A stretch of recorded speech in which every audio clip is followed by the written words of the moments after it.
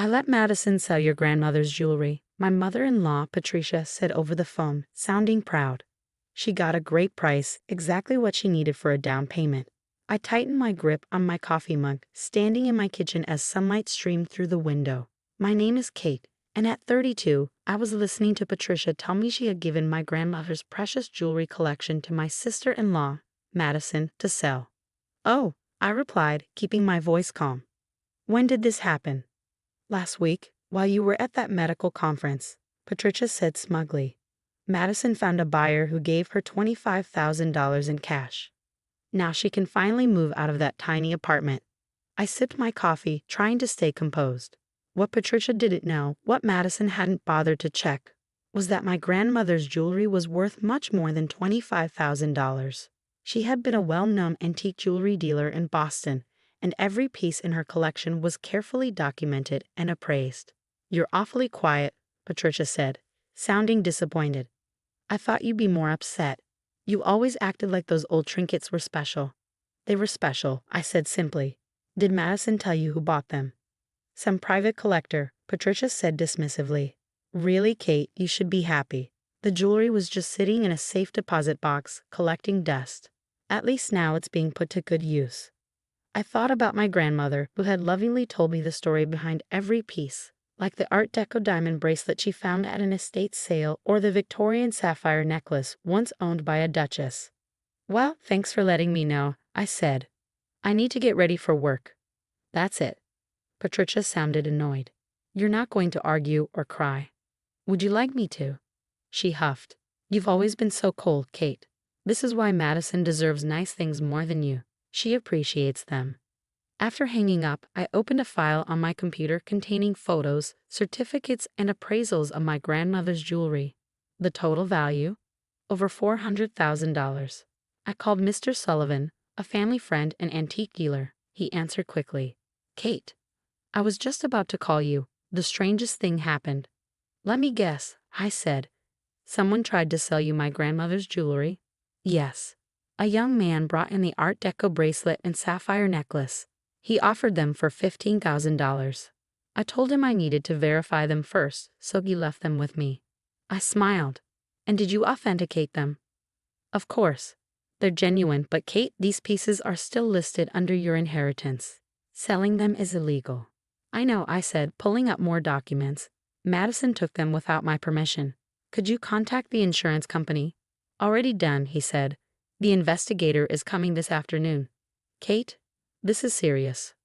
I nodded. Madison and Patricia had no idea what trouble they were in. A message popped up on my phone from Madison.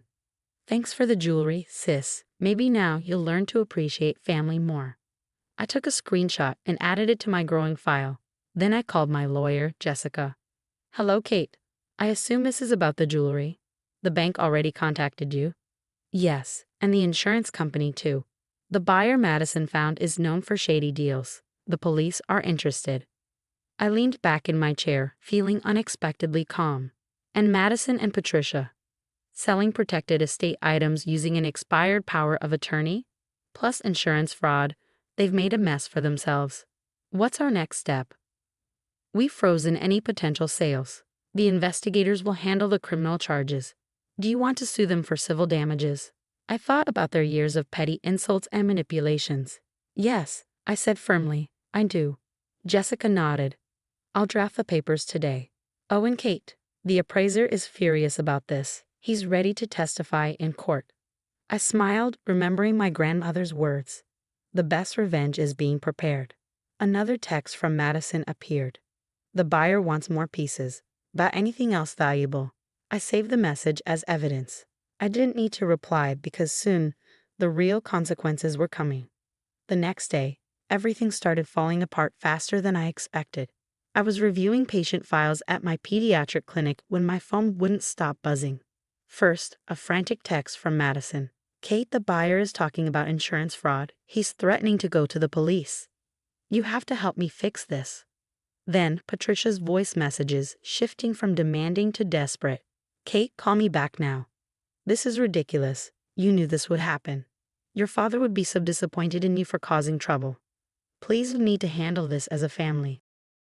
I ignored my phone and focused on my patients. During my lunch break, I finally listened to the last message from an unfamiliar number. This is Detective Morgan with the Insurance Fraud Division. We need to speak with you about the unauthorized sale of insured estate items. Please call us back as soon as possible. I called him first. His voice was professional but understanding. The buyer has returned the pieces he purchased, he said. He's cooperating and has shared texts and emails from Madison. And the rest of the collection? I asked. We're still tracking it down. Madison hasn't been very helpful. I wasn't surprised. She always let Patricia clean up her messes. But this time, there was no easy way out. Just then, my nurse entered. Dr. Mitchell, your mother-in-law is in the waiting room. She's making a scene. I sighed. Tell her I'm with patients. I did. She refuses to leave. Then call security. The nurse's eyes widened, but she nodded. Through the window, I saw security escorting Patricia out, her face red with anger. My phone rang immediately. I declined the call. Instead, I called Mr. Sullivan. The insurance investigator is furious, he said. The buyer tried selling more pieces this morning to different dealers. One was your grandmother's pink pearl set. My heart sank. Were they recovered? Yes, but they were damaged. Someone tried to restring them poorly. A wave of fury washed over me. Madison hadn't just stolen from me, she had ruined my grandmother's legacy. Then, a text from my husband Tom. Mom and Madison are at our house. They're hysterical. What's going on? I replied, they stole and sold my grandmother's jewelry with an expired POA. The police are involved. Tom's response was instant, I'm coming home. He always tried to stay neutral, but this time, there was no middle ground. That evening, I walked into our kitchen to find Tom looking shaken. Patricia and Madison sat across from him, red-eyed and defensive. Patricia stood. Finally. Now we can fix this. Kate, tell the police this was a misunderstanding. I placed my bag down. A misunderstanding. You used an expired power of attorney to steal my inheritance and sell it for a fraction of its worth. What exactly am I misunderstanding? I had that POA for emergencies, Patricia argued, which expired 6 months ago. Madison jumped in, her voice shrill. I needed the money. You don't even wear that jewelry. You don't appreciate nice things. I clenched my jaw. Appreciate? You sold a priceless pearl collection for pocket change and ruined it. My grandmother spent 20 years collecting those pearls. They're just pearls. Madison snapped. Why are you making such a big deal? Tom finally spoke. How much was the collection worth? $400,000. Madison's face turned pale. Patricia gripped the counter. That's impossible, Madison whispered. The buyer, the one working with police, gave them all the proof they need, I said. Patricia turned to Tom. You have to stop her. She's your wife. But Tom was staring at the documents I had laid out, appraisals, bank records, evidence of theft. Mom, he said quietly. What were you thinking? Patricia's voice wavered. I was thinking about family, unlike Kate, who's always been an outsider. It was a protected estate. I cut in. Gran spent her life preserving those pieces. Madison scoffed. Well, she's dead now. She doesn't need them. Silence. Even Patricia looked horrified. I exhaled. You're right, she's gone. Which is why I promised to protect her legacy. Now you both need to leave. Your lawyers can contact mine about the civil case. You're suing us? Madison shrieked. Among other things, I opened a door, and the insurance fraud case is just beginning. After they left, Tom sat down stunned. I never thought they'd do this. I met his gaze. Didn't you? They've been taking from me for years. The only difference now, there's proof. He swallowed. What happens next? Now, I said, we let the law handle it.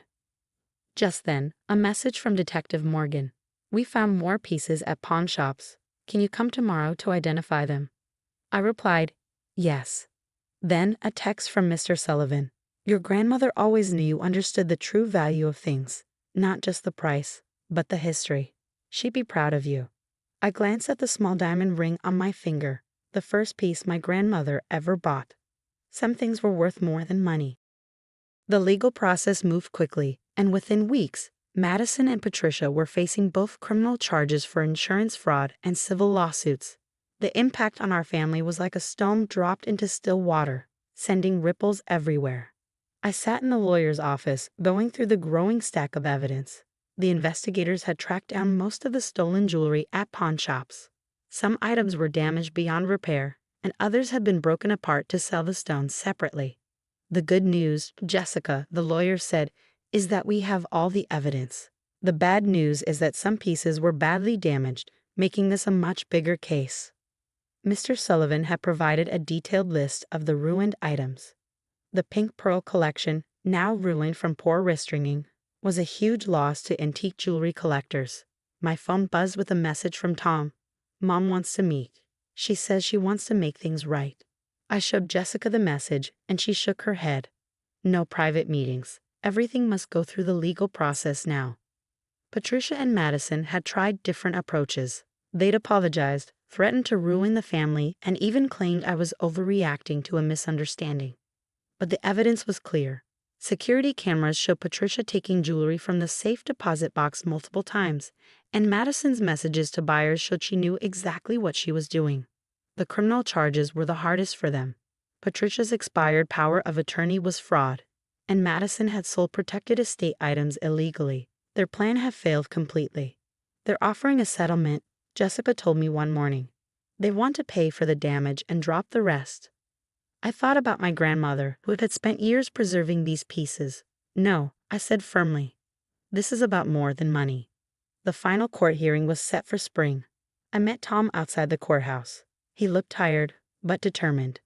Our marriage had been strained by everything, but he had stopped trying to keep the peace at any cost. Madison's inside, Tom said quietly. She's still claiming she didn't know the collection's real value. Despite the appraisal documents, I asked. Tom nodded. Mom's not here. Her lawyer told her not to come. The hearing was quick. With so much evidence against them, Patricia and Madison accepted plea deals. They would have criminal records, and civil penalties would make sure they paid for the damage they caused. As we left the courthouse, I got one last message from Patricia. I hope you're happy. You've torn this family apart. I showed it to Tom, and he surprised me by laughing bitterly. Classic mom. She still won't admit she did anything wrong. That evening, Mr. Sullivan came to see me with good news. Using his connections in the jewelry world, he had found similar pieces to replace what we had lost. They'll never replace your grandmother's collection, he said, showing me pictures, but they will help preserve the history she cared about. Thank you, I said, touched by his efforts. Why did you work so hard on this? He smiled. Your grandmother was more than a colleague, she was a friend. She always said you were the only one who understood that jewelry isn't just about looking pretty. It's about preserving stories and protecting history. She knew you protect that legacy. 6 months later, I opened an exhibit at the local historical society called the Mitchell Collection. It showcased the recovered pieces along with photographs and stories of their history. My grandmother's legacy was preserved and shared with the community. Patricia and Madison weren't invited to the opening, but I heard they drove by a few times, watching as people admired the items they had tried to sell for quick cash. Tom stood beside me at the exhibit, holding my hand as visitors admired the displays. You did the right thing, he said softly. I'm sorry it took me so long to realize that. My phone buzzed with a message from Mr. Sullivan. Your grandmother would be so proud, not just for saving the collection, but for standing up for what's right. I touched the small diamond ring on my finger, the first piece my grandmother ever acquired. Some things are worth more than money, and some lessons are worth learning, no matter how hard. Sometimes, the best way to get back at people isn't to seek revenge. It's to protect what matters, preserve what's precious, and share it with those who truly understand its value. Madison and Patricia learned their lesson the hard way, but I learned something too. Strength isn't always about fighting back. Sometimes it's about standing firm, protecting what's right, and letting justice do its work. The collection might never be whole again, but its story, and my grandmother's legacy, would live on.